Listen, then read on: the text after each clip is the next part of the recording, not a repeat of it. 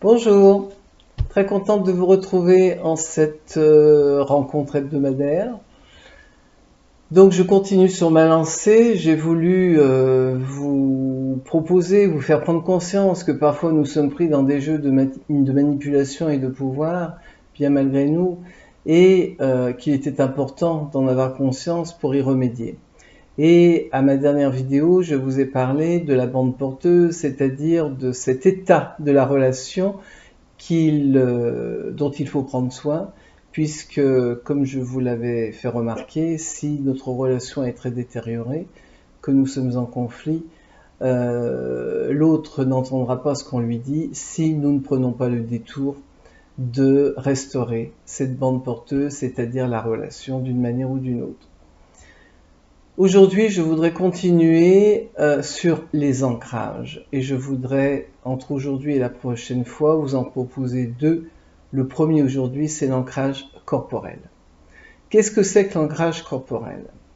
C'est une manière de se positionner dans l'espace pour pouvoir parler avec l'autre et déjouer justement les jeux de manipulation, les jeux de déstabilisation.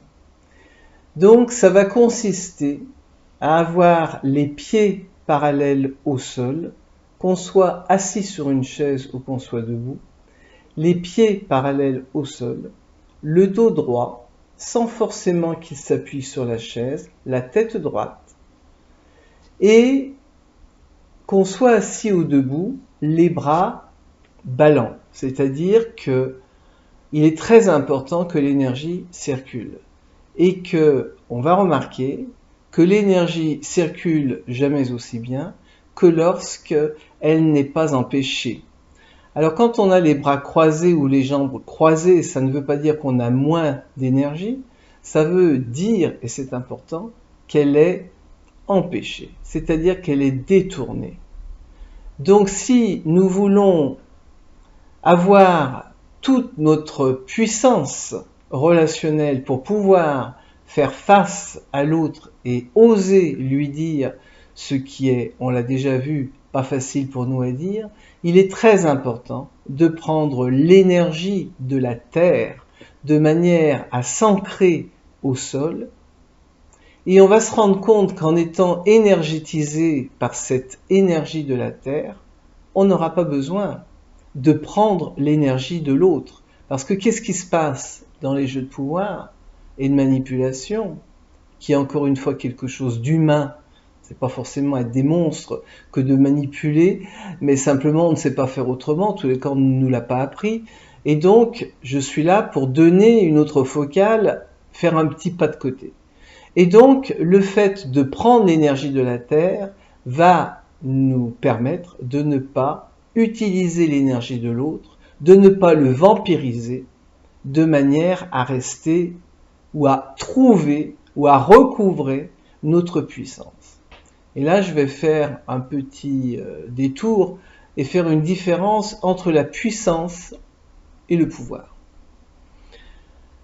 J'assimilerai la puissance au soleil qui rayonne, c'est-à-dire que le soleil, il a besoin de personne, il est là, il fait ce qu'il a à faire, on vient se mettre à ses rayons, ça ne le dérange pas, il ne bouge pas, il fait ce pourquoi il est fait. Le pouvoir, je vais plutôt l'assimiler, et encore une fois d'autres l'ont assimilé avant moi, à la lune. La lune qui brille, et elle brille grâce au soleil. La lune est dépendante du soleil, le soleil est libre. Et donc, cet ancrage corporel avec cette énergie à la terre va nous rendre notre souveraineté, notre puissance dans le fait que nous sommes des êtres libres. À la différence, encore une fois, quand on est en recherche de pouvoir, où on a besoin de la reconnaissance, du regard, de l'amour de l'autre, ce qui peut évidemment nous affaiblir. La troisième, je dirais, notion que l'ancrage corporel va nous donner, donc on a vu que c'était l'énergie, on a vu que c'était la puissance, et la troisième, c'est la stabilité. La stabilité, ça va passer par le fait qu'en étant aligné sur le plan physique, ça va nous procurer un alignement psychique. Et nous allons prendre conscience à ce moment-là que nous sommes un tout indéfectible, en ce sens que nous sommes à la fois un corps et un esprit. Et cet ancrage corporel va nous permettre d'être alignés, et je dirais même la tête, le corps et le sexe. Être une colonne. Alors ce que je vous propose d'expérimenter, puisque comme je le dis souvent, ne me croyez pas sur parole, faites vos expériences, et je vous propose de vérifier, de faire des essais entre le moment où en étant assis, vous êtes de guingois, c'est-à-dire les jambes croisées, les pieds croisés, les bras croisés, vous êtes un petit peu penché, vous vous penchez en avant. Voyez ce que cela fait dans votre corps, le fait de ne pas être aligné. Comme en étant debout, voyez lorsque vous êtes debout et que vous n'êtes pas aligné, c'est-à-dire que vous êtes sur une jambe, que vous êtes penché, bref, vous devriez vous rendre compte que vous n'êtes pas dans une forme extraordinaire pour parler avec l'autre. Et faites ensuite la différence en étant les pieds parallèles, le dos droit, la tête droite.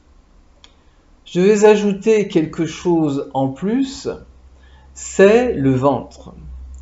On va se rendre compte que lorsque nous sommes en période de conflit avec quelqu'un, nous avons peur de sa réaction, nous avons peur de notre réaction, nous sommes donc dans la peur de l'un et de l'autre, de soi, et pour se protéger, à juste titre, nous allons nous placer de manière, je dirais, parallèle, ou plutôt parallèle. Je vais me lever pour montrer, c'est-à-dire que plutôt que d'être face à face à la personne en guerrière ou en guerrier de lumière, je vais, en période de conflit, pouvoir être de profil parce que je protège mon ventre et que je ne veux pas laisser la personne me faire du mal. C'est un réflexe, c'est une habitude, c'est un instinct de survie.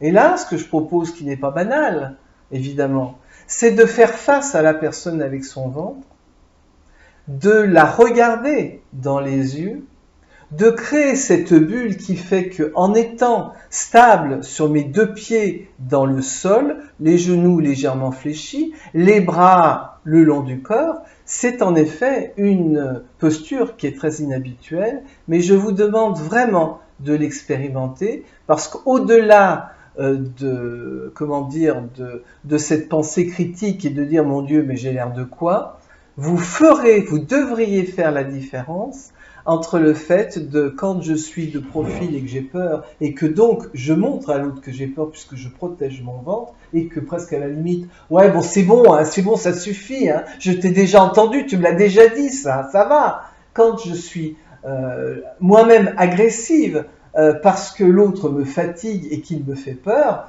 je lui offre dans mon inconscient le fait que j'ai peur en me protégeant le ventre. Et quelqu'un d'autre a dit, le bouclier, et quand on se protège, eh bien on met son bouclier, le bouclier appelle le glaive, c'est-à-dire que le fait de se protéger appelle l'agressivité. Et en offrant au monde, et donc à l'autre et à soi, cette posture où on est ancré à la terre, où on est les yeux dans les yeux, et on a les bras ballants, et on est face, le ventre. Tant pis si lui, il est de profil, l'important c'est qu'il sente dans son inconscient que vous êtes dans une présence incroyable à vous et à lui, et que donc du coup, il ne va pas avoir besoin d'aller attaquer votre énergie puisque vous n'en avez pas besoin et que c'est lui, au contraire, qui va se tasser. Voilà ce que je voulais vous proposer aujourd'hui. Je vous invite vraiment à expérimenter cet ancrage corporel. Pour la vidéo prochaine, aller sur l'ancrage des permissions. Je vous souhaite une belle semaine. À bientôt. Au revoir.